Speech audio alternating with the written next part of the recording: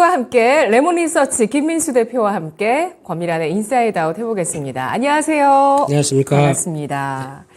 네, 시장이 한 단계 더 다운하는 모습을 보였습니다. 지수 레벨 다운의 움직임을 보이다가 2300선 오늘 걸려있는 모습이고요. 코스닥은 750선에서 0.78% 상승입니다. 네, 할 얘기가 참 많은데 무슨 얘기부터 해볼까요? 할 얘기가 많으십니까? 앵커님? 과거부터 좀 짚어볼까요? 오늘은 제가 다 들어드릴게요. 네, 저한테 하세요. 제가 앵커하고 앵커님이 답을 하시는 건 어떨까요? 그건 안 되죠. 예, 죄송합니다. 예. 왜 갑자기 역할을 생방송 중에 바꾸십니까? 그러게 장이 이렇게 만든 거죠, 사람을. 네. 요즘 보면서 이제 주말 사이에 시장이나 여러 가지 보시면서 어떤 생각 드셨습니까? 혹시 앵커님 이런 대한민국 증시에 또 하락할 때는 더 많이 하락하는 이 취약한 증시의 이 상황에 대해서 어떤 생각 드셨습니까? 근데 저는 보니까 그 연초 대비해서 상승률을 어떤 분께서 지수, 종목, 미국 종목 쫙 이렇게 올려놓으셨더라고요. 그 블로그 봤습니다. 보셨어요? 네, 낙폭과대 종목, 상대적으로 선전하는 종목, 그런 거에서 이렇게 딱 믹스한 그런 블로그. 저는 거기까지 낙폭과대까지 나오진 않았고 그냥 주요 종목과 주요 지수만 올라와 있던데 다우가 마이너스고 뭐 아직 코스피는 상승이고 코스닥도 상승입니다. 코스닥도 연초 대비 상승이다라는 거를 이렇게 올려놓으셨던데 왜 올려놓으셨는지 모르겠어요. 그만큼 시장의 체력 비교해보고 이 시점에 대한 현주소가 어디인지 이런 거 찾아보는 거죠. 네. 그것도 그렇지만 주말 사이에 많은 생각이 들더라고요. 이런 또 올해가 2달밖에 남지 않았는데 큰 파고가 한번 또 딱 7월달, 8월달 여름 때까지만 하더라도 그냥 여름 휴가는 어디 피지, 몰디브 이런 데 가야 되는 거 아닐까. 생각보다 한 15일 갔다 와야 되는 거 아닐까라는 정도로 계좌가 이렇게 됐던 게. 안 갔다 오셨어요? 갔다 왔으면 남았을 텐데. 그때 이 토마토를 시작했습니다, 제가. 그래서 갈 수가 없었습니다. 근데 그랬다가 한 2달 만에 휴가는 무슨 휴가야. 열심히 안정되면 이거 다시 한번 다 찾아야 되는데 이런 이제 강박관념으로 오는 이런 시점에서 주말에 딱 생각해 보니까 그냥 가을이 너무 이쁘더라고요. 그냥 가을 타는 냄새가 막 들어오고 그래서 센치해졌다가 시장 보다 보니까 시장은 지금 몇 센치까지 와 있나 이런 생각도 들고 있고. 그래서 제가 말씀드렸잖아요. 상반기에 그렇게 좋았으니까 상반기에 지키는 게 우선 아니냐. 그 기억나세요? 뭐하뇨? 왜 기억 못하세요? 아닙니다. 다 기억하죠. 기억하시죠? 근데 잘하셨어요. 김민수 대표님도 정말 잘하신 게 한창 이제 랠리 갈 때 강세장 간다라고 해주셨고 이제 시장 분위기가 삐끗하기 시작할 때부터 사실 저희 출연자 가운데 가장 먼저 죄송합니다. 강세장 아닙니다. 이렇게 사과하시면서 추석 때 저희 9월 초에 이제 굉장히 시장 안 좋아질 수도 있으니까 9월 초에도 우리 저희 한번 좀 현금화 비중 필요하다는 부분 말씀드렸었고 추석 전에도 또 채비를 해주셨어요.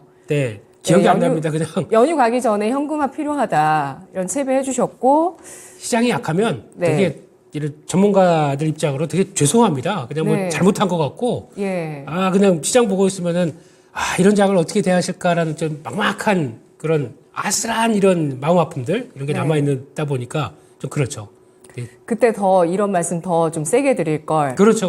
그런 생각도 드시고. 이거 고별 방송입니까, 저? 아닙니다. 이제 잘라도 되겠구나. 아니죠. 아니신가요? 아니죠. 저희는 킹과 함께 100년 동안 가야죠. 저기요?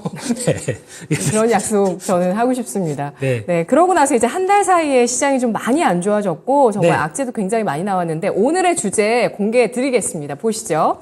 오늘 할 얘기 정말 많은데 바닥은 어디일까? 일단 이 질문부터 한번 올려놓고 시작을 해보겠습니다. 이 바닥을 어디인지 예측하기 위해서 가장 핵심적으로 봐야 되는 것부터 설명을 해주세요. 이제 지금부터 봐야 될 게, 저희가 많이 보는 게 이제 지표들이죠. 매크로 지표들 쭉 보고, 거기다가, 또 중동에서 또 심화됐네? 전쟁 더 커지겠네? 라고 하는 생각들 들고, 그런 마음으로 주말을 받고 이제 딱 오셨을 겁니다. 근데 막상 시장은 괜찮네요. 그런 쪽에서 바닥을 어딘지 또 지금 시장의 안정을 어딘지 찾을 때 이제 자꾸 이제 외부 변수를 갖다 끌어오르는 경향이 있거든요. 근데 그거 말고 내부 변수를 한번 볼게요. 지금 저희 시장의 현주소. 그러면 지금 올해는 실적에 대한 기대감이 전혀 없습니다. 올해 아마 영업이익이 한 해, 국내 상장 기업들 다 따지게 되면 130조, 40조 정도쯤 될 것 같고요. 이거 따져보게 되면 지금 2300선 수준은 PER 10배가 안 됩니다. 이 정도 수준이죠. 근데 내년은 반도체가 선방하겠죠. 근데 반도체가 개인적으로는 하이닉스를 필두로 해서 수익성은 D램과 함께 저희가 예상하는 것보다 훨씬 더 좋을 겁니다. 그게 이제 본격적으로 2025 예전에는 사이클이 한 1년, 2년 정도까지 갔었는데 조금 연장될 것 같다는 신호가 나오기 시작하죠. 내년에 SK하이닉스 HBM 완판됐습니다. 완판 품절 끝 솔드아웃. 근데 주가에 반영을 안 하는 거죠? 네, 이제 하겠죠. 뭐 어차피 그게 다 똑같이 그대로 반영하게 되면 재미가 어떤 좀 플러스 알파가 없지 않습니까? 예. 그런 쪽에서 그럼 거기다가 2027년까지 수요가 그러니까 공급이 부족하다고 합니다. 그러면 이 현상을 그대로 보게 되면 최소 2025, 26년까지는 그대로 확장된다고 봐야 되겠죠. 그런 쪽으로 봤을 때 이제 일반 메모리 업황과 같이 연결되게 되면 어떻게 될까? 이런 쪽까지 보게 되면 내년도 기업들 실적들은 더 좋아지겠죠. 지금 한때는 내년에 한 260조까지 봤습니다. 이건 오버고요. 그 정도까지 이제 기업들, 그러니까 G2의 또 경기 상황이나 이런 것들 다 지켜봐야 되긴 하겠지만 그래도 최소 못해도 200조 이상은 나올 거 아닙니까? 그러면 지금 PR 내년 기준으로 봤을 때 지금 실적 대비 현 시장의 2,300선은 안 비싸다고 봐야 되겠죠. 게다가 저희가 잘 따지는 게 그거 있습니다. PBR. 네. 이거는 그나마 한국 시장에서 잘 맞을 수 있다고 보는 건데 지금 2,300선 대비해서 시총 계산하게 되면 지금 현재 PBR이 0.85 정도쯤 될 겁니다. 많이 올라왔어요. 우리나라 기업들의 순자산이 많이 올라왔기 때문에 지금 그 수준이 0.8이 되는 거잖아요. 그렇죠. 그러니까 예. 실적 나와서 계속 또 쌓이고 있는 유보자금이나 모든 것들이 다 자산화되기 시작하게 되면 그걸 봤었을 때는 예. 지금은 예전 수준 2,000선, 뭐 2,100선, 뭐 1,900선 생각하면 안 되고요. 근데 그게 레벨은 꾸준히 되는 상황이다 보니까 네네. 지금 현재 상대적인 관점으로 보게 되면 0.85. 지난번에 뭐 금융위기나 여러 가지 당시에 나왔던 저점대를 보게 되면 0.8대 초반. 네. 그냥 지수상으로는 지금 비싸지 않습니다. 그런데 이제 저희가 막상 이제 두려운 거는 왠지 모를 불안감들. 네. 뭐 금리가 여기서부터 계속 올라가고 또 유가가 어떻게 이번에 이 중동 사태가 터졌는데 지금 유가 보세요. 빠지고 있습니다. 0.7% 하락이에요. 80 이제 3달러 대인가 이쪽까지 좀 내려와 있죠 또. 그러면 시장은 미리 약간 좀 약간 지적적 상황 좀 커지면 어떻게 해라고 봤었는데 오히려 지금 시장은 불확실성 해소하냐 뭐 이런 식으로 보고 있는 거고. 그러니까 이런 쪽으로 봤었을 때 너무 우려했던 불안감 때문에 매크로심만 쳐다보고 있다 보니까 매수가 없습니다. 근데 그런 과정에서 의도가 들어왔든 안 들어왔든 간에 영풍재지 사건으로 발단이 돼서 거기다가 외국인들 같은 경우도 약간 하락적으로 계속 베팅하다 보니까 반대 매매가 미수가 몇천억 단위고 조 단위래 라고 시작하게 되면 저희 마음이 어떨까요? 저거 그럼 또 나오겠네 라고 하다 보니까 매수가 실종된 거죠. 그런 단계 쪽에서 쭉 내려오게 되면 지금은 이만큼 싸졌구나 라는 걸 먼저 생각을 해야 될 것 같고요. 근데 여기서 중요한 거는 그러면 싸졌기 때문에 싸진 주가가 바로 돌아가느냐 이건 모르죠. 왜냐면 그쵸. 지금 그렇게 나올 수 있을 만한 변수들이 좀 보강이 돼야 되겠죠. 근데 그 중에 하나가 수급입니다. 아까 말씀드렸던 첫 번째 반대 매매 관련된 게 좀 어느 정도 마무리가 돼야 되는데 반대 매매는 지금 기점에서 저희가 얘기하는 올해 초 수준까지 비교해 봤을 때 16조 대까지 내려오는 게 정상적이지 않을까라고 하게 되면 아직도 1조 이상은 좀 줄을 수 있는 그러니까 한 5, 6천억 대는 적어도 줄여야 16조 대로 들어오지 않습니까? 그렇게 되는 거 체크해야 될 것 같고 두 번째는 외국인입니다. 외국인들이 지금 선물은 제가 보기엔 꽉 찼어요. 매도 캐파가 좀 꽉 찬 상황 쪽에서 여기서 지금 약간 매수를 살짝 하면서 주식을 팔고 있습니다. 금요일 날도 그랬죠. 장중에 반등 시도를 해도 선물 매수를 반대로 현물을 팝니다. 그러다 보니까 약간 어긋난 신호. 그리고 오늘 같은 경우도 반등을 하려고 하더라도 외국인들 선물 사네. 그러면 자 시장 안정이야 라고 들어가는 게 아니라 한 10시 반 넘어서 또 중국 개장하고 그럴 때 약간 현물도 파는 거 아니야? 이런 부담감들이 나오는 거죠. 그러다 보니까 지수 맞춰놓고 현물 파는 거 아니야? 이런 부담감 때문에 지금 액션을 좀 못 취하는 거죠. 근데 보면은 원달러 환율이 우상향이에요. 그렇습니다. 그러니까 제가 차트를 주말에 원달러 환율을 봤더니 이거는 우상향이라고 봐야 되지 않나 싶더라고요. 근데 만약에 어떤가요? 완만하게, 그러니까 장기 이평선까지 조금 우상향하고 있는 분위기가 이어지고 있거든요. 우상향이라면 원화 약세를 말씀하시는 거죠? 그렇죠. 네. 원화 약세인데 만약에 이 모든 걸 그러니까 시장이 뭐 위험 자산에 대한 리스크 때문에 빨리 빠져나와서 어떤 안전자산 쪽으로 쭉 들어간다. 그러면 그 중에서 환율 쪽에서 원화는 가장 취약한 쪽입니다. 그런 쪽으로 봤을 때는 지금 아마 1360원 밑으로 있다는 것은 말이 안 되고요. 그쪽으로 논리를 보게 되면 지금 1370, 80원 가는 게 정상이라고 봐야 되겠죠. 근데 안 그럽니다. 안 그러는데 이평선은 우상향이라는 거죠. 그거는 지금 상황 쪽에서는 언제든지 자극받을 수는 있다고 보여지고 있는데 어떻게 자극받냐면은 지금 환율이 그나마 이 정도에서 버틸 수 있는 거는 제가 보기엔 수출 동향 같습니다. 네, 수출 동향이 9월달 일별 수출 동향 쭉 올라왔고요. 10월달은 그거 이상으로 좀 올라오기 시작합니다. 저희가 10월 초에 많이 쉬었거든요. 그래서 수출 금액으로 보는 게 아니라 일별 수출 동향으로 비교를 해봐야 되겠죠. 근데 9월달보다 레벨업된 수준에서 이어지게 되면 잠깐만, 한국이 반도체 살아나기 시작하고 거기서 수출이 돌아가기 시작하는데 또 요즘 보면 강한 섹터가 어딘지 아십니까? 경기 민감주예요. 화학 쪽 오늘 대한유화 10% 올라갑니다. 네, 철강 쪽도 현대제철 빼고는 지금 턴하려고 준비합니다. 이런 경기 민감 철강 화학들이 왜 움직일까요?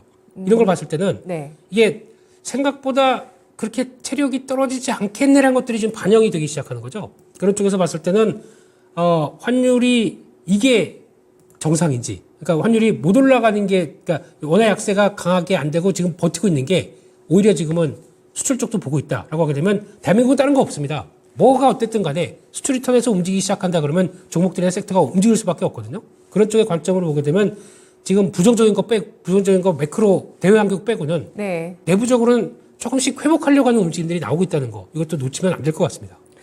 전쟁, 실정, 물가, 금리 이런 부분들 불확실성이 남아 있는데, 그렇지만 그래도 이런 불확실성이나 악재와 반대편에 있는 낙폭과대, 지금 시장이 충분히 하락했다는 점과 수출이 개선될 수 있다는 점은 시장에서 호재로 작용할 수 있는 대목이고, 그리고 이런 수출 지표 개선과 함께 원달러 환율이 완전하게 피크를 찍고 좀 내려오는 움직임과 함께 외국인 매수가 들어온다면 시장은 그때 정도는 바닥을 잡을 수 있다는 말씀이시잖아요. 자, 그러면 외국인 수급 한번 보도록 하겠습니다. 외국인 쪽에서 최근에 이제 시작 하락할 때 어떤 걸 사느냐 이렇게 봤을 때 순간적으로 2차 전지를 살 때도 있고요. 근데 좀 IT 쪽을 산다라는 생각이 들었는데, 최근 또 6거래일째 전기 전자 업종에 대해서는 유가증권 시장에서 또 다시 매도를 보여주고 있는 외국인입니다. 외국인은 지금 IT, 배터리 등등에 대해서 시장 하락할 때 어떻게 보고 있는 걸까요? 일단 외국인 입장 쪽으로는 아마 섹터 쪽으로 보는 거라고 생각이 들지는 않습니다. 쉽게 말씀드리면 한국 시장 전체를 봐야 되겠죠. 한국 시장 전체보다 신흥국 시장에 대한 입장이라고 봐야 되겠죠. 지금 같은 이런 시장에서 자국의 위험 자산도 빠지기 시작합니다. 그런 쪽에서 환율이나 달러나 금리나 이런 걸 봤었을 때 굳이 신흥국 쪽에 여기 주식 둬야 돼? 라고 하는 약간 그런 압박감들이 나오다 보니까 신흥국 쪽을 이제 줄이는 과정이고, 거기다가 글로벌 주식형 펀드 자금 동향을 보게 되면 지금 중국은 17주째 계속 돈 빠져나가고 있죠. 이런 쪽으로 보게 되면 줄이는 게 맞죠. 그런 쪽에서 약간 그런 압박이 좀 커질 때마다 매도 압박이 들어오는 거 맞는데, 이게 그럼 지금 시작해서 앞으로 한 주, 2주 그리고 계속 연결될 것이냐, 이 추이를 봐야 될 것 같은데, 그러기에는 모르겠습니다. 제가 보기엔 좀 미시적으로 보게 되면 SK하이닉스는 실적이 너무 아까워요. 전망도 그렇고. 이 정도 상황 쪽에서 벌써 2분기 만에 D램 턴한 가장 큰 배경들이 뭡니까? HBM 쪽이겠죠. 이런 쪽까지 보게 되면 많이 아까운 것 같고, 내일이죠. 내일 삼성전자 실적 발표하면서 앞으로의 전망들 발표하게 되면 여전히 기회요인들은 더 높다고 보는데, 중요한 거는 지금 외국인들의 시각들은 일단은 줄이자라는 입장들은 맞다고 보여지고 있는데, 그런 쪽에서 이게 그대로 그냥 지난주에 급하게 줄였던 거 이번 주도 계속 물량이 나오느냐, 이것 때문에 지금 두려워하고 있는 거거든요. 근데 그게 나오지 않고 그냥 관망세를 보이고 있고, 다시 IT 쪽에 여전히 급한 물량 빠지고 그냥 기다리고 있다라고 하게 되면 더 이상 없네 라고 하게 되면 또 반응이 나올 수는 있겠죠. 그러니까 지금은 외부 변수 하나 두고 싸진 주가 쪽에서 수급들이 어떻게 움직이느냐, 양쪽이 가장 큰 변수겠죠. 그러니까 저라면은 지금은 준비할 것 같습니다. 외국인들이 그만큼 생각했던 것보다 강하게 매도 압박을 더 이상 보이지 않는다라고 하는 정체만 보여도 저희는 반등 시도할 것 같아요. 그게 저희가 알고 있는 악재보다 더 강한 거 뭐가 나올 게 있을까라고 보게 되면 아직 그 정도는 아닐 것 같고, 근데 그 시점이 이제 이번 주 여러 가지 이슈가 많습니다. FOMC도 있고 고용보고서도 나오고, 그러다 보니까 매크로 지표들도 많은데 거기다 또 기업 실적들까지 같이 겸비돼 있다 보니까 정신없는 한 주겠죠. 이럴 때는 그냥 너무 모르겠다, 싶으면은 다 하나씩 그냥 지켜보고 그 다음에 보는 게 맞겠죠. 근데 그런 거에도 불구하고 좀 변화가 나오기 시작한다. 특히 아마 개인적으로는 미국의 빅스 지수 같은 경우가 네. 추세적으로 지금 2주일째 저점 막 올리고 올라가고 있습니다. 이러다가 한 번 이탈해서 20대, 지금 21대가 넘어가고 있는 상황들인데 이것만 딱 안정화시켜주게 되면 미국도 일단 반발매가 나올 시점이라고 보여지고 있거든요. 물론 밑에 지지권이 없다고 많이 얘기하시더라고요. 근데 그거야 지금 지지권은 턴하는 거 보고 지지권 만드는 게 가장 중요하기 때문에 그것만 보고 밑에 아무것도 없기 때문에 더 빠진다 이렇게 보기는 좀 어려울 것 같고. 그래서 지금은 정황상으로는 그러니까 지금 이 정도에서 바닥을 잡을겠다라고 생각은 드는데 아직 수급이나 또 플러스 알파 가지고 어떤 변화가 나올지 모르다 보니까 저희가 자신이 없는 거죠. 이런 국면이란 거 이해를 하시고 뭐 공격적으로 대응할 때는 아닙니다. 시장 흐름들을 확인하시면서 보셔야 되다 보니까 그 작은 것들 체크를 해보시되 그런 건 있을 것 같아요. 차라리 그냥 현금이 좀 많아. 그냥 지금 사갖고 물릴래? 예, 사갖고 물리세요. 나중에 금방 돌아옵니다. 은행에 넣어둘래 하면 어떨까요? 예금금리 4%. 은행에 넣어둘래 이러면. 아마 제가 보기에는 네. 그거 몇 개월 안 가서 깨는 경우가 나올 겁니다. 아이고 내가 왜 이렇게 됐었지 그냥 지금이라도 주식 살래 깨고 또 주식으로 들어옵니다. 그러니까 그런 쪽에서 예금이라고 하게 되면 제가 보기엔 차라리 RP나 아니면 MMF 쪽에 그냥 두셨다가 시장 대비해서 뭐 그만큼 2%대 중반대일 겁니다. 그래서 넣어서 대기하셨다가 차라리 시장 안정되는 거 보고 어차피 주식하는 사람들은 주식 쪽에 자금이 더 오리엔트 돼 있기 때문에 그게 더 낫지. 뭐 그 밖에 은행 예금들이 다른 쪽으로 들어있다 그러면 상관이 없는 거겠지만 근데 주식하는 자금을 굳이 지금 무서우니까 지금 다 빼서 글로 가자. 물론 뭐 수익일지 손해일지 모르겠지만 근데 이런 마인드는 올해 초같이 내가 주식 계좌에서 돈 많이 벌 때는 그렇게 하시는 게 낫습니다. 근데 놔뒀다가 언제든지 꺼내 먹을 수 있는 나의 양식 이렇게 시장 좋을 때는 하시는 게 맞는데 그때는 저희가 안 그렇잖아요. 그냥 번 거 가지고 계속 또 배수를 키우려고 계속 매매하지 않습니까? 근데 내 원금 이상 이만큼 올해 수익 났다 그러면 잠깐 요만큼은 덜어서 안 좋을 때는 써야지. 이게 더 낫지. 지금 상황 쪽에서 시장 가격 메리트가 나와 있는데 네. 여기다가 또 금리 보고 거기 간다고요? 네, 그거는 다른 전략 같습니다. 바닥을 잡으려면 외국인 수급 잘 지켜보셔야 되겠고 이 매도가 좀 잦아지더라도 그 정도 수준에서도 시장이 충분히 좀 반등할 수 있을 만한 그런 밸류에이션을 보여주고 있는 상황이라는 건 사실인데 자, 과연 언제쯤 본격적으로 시장이 좀 안정화로 가게 될지 잘 지켜보셔야 될 것 같고요. 배터리 짧게 주도주에서 탈락하는지 어떻게 보시는지 한번. 저는 뭐 다른 방송이나 좀 보신 분들은 아시겠지만은 며칠 전에 매수했습니다. 매수하고 지금 지켜보는 입장인데 왜냐면은 관심이 없을 때는 사야 되고 관심이 아주 뜨거울 때는 팔아야 되는 게 맞거든요. 근데 그런 관점으로 봤을 때 지금은 관심이 없게 만드는 여러 가지 뉴스들. 이게 그러니까 2차 전지 관련된 쪽에서 가장 핵심적인 거는 성장주의 가장 큰 압박은 실적과 관련된 쪽에 우측 나온다. 당연히 영향을 받죠. 근데 실적을 구성하는 항목 쪽에서 성장주 말 그대로 성장에 대한 개념들이 꺾이겠느냐라는 부분들이 안 꺾인다. 그러면은 오케이. 그러면 실적 때문에 그러니까 실적은 Q라는 부분 말고 P 때문에 하락했다라고 하는 부분들이 압박이 나온다라고 해서 그에 따른 투매 비슷하게 나온다. 대응해야 됩니다. 대응하고 적어도 트레이딩은 할 수 있다고 생각됩니다. 그렇기 때문에 저한테 지금 물으신다고 하게 되면 지금은 파는 구간 아니다. 저가 매수가 낮고 근데 이게 그대로 올라오지 V자식으로 쭉 안 올라올 겁니다. 워낙 이게 지금 내년 상반기까지 영향을 끼친다고 보여지니까요. 그러면 낙폭 그거 쭉 움직이다가 다시 이제 몇 차례 바닥을 만들 수가 있기 때문에 만약에 물리신 분 계신다라고 하게 되면 저점 매수했다가 트레이딩에서 좀 나오고 다시 재매수하고는 이런 관점 쪽으로도 보셔야 될 것 같습니다. 네, 2차 전지 탑픽 어떻게 보시나요? 질문도 있는데. 네. 2차 전지 탑픽은 시원하게 얘기해 주시죠. TCC 스틸. 이거 예전부터 보는데 이거는 가장 먼저 자리 잡기 시작했죠. 이번에. 그리고 또 사마알미늄 같은 약간 좀 뭐라고 말씀드릴까요?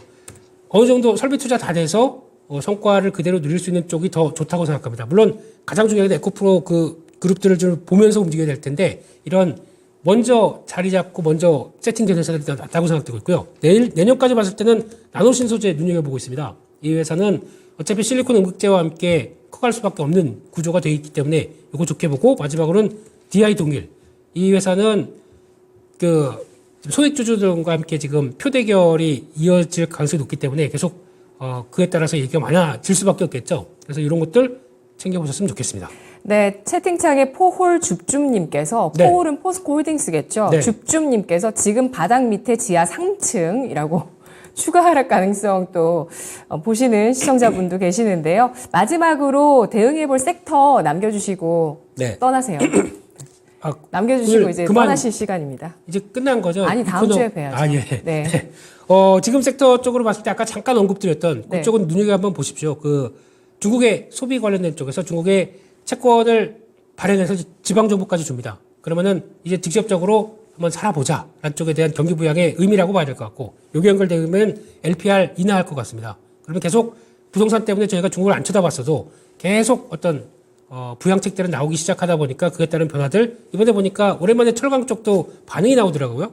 중국의 철강 선물도 움직임도 그렇고, 그런 거 봤었을 때는 지금은 약간 시장에 전혀 관심 없는데, 저희가 많이 당했습니다. 경기 민감이라고 된다 안 된다 그랬는데 그런 쪽에서 변화가 또 살짝 나오고 있기 때문에 이게 연결돼서 광군제와 사상 최대 만약에 매출 흐름들이 나오는 것도 의미가 있습니다. 그럼 재고를 한번 떨면서 돌아가는 어떤 기조라고 봐야 될 것 같거든요. 그러면은 약간 뭐 그렇다고 여기서 V자 반등이 아니라 여기서는 충분히 트레이딩 할 정도는 되지 않나 라는 쪽에서 경기 민감주 쪽, 철강, 화학, 특히 조선 이런 쪽은 또 지켜보자 말씀드리겠습니다.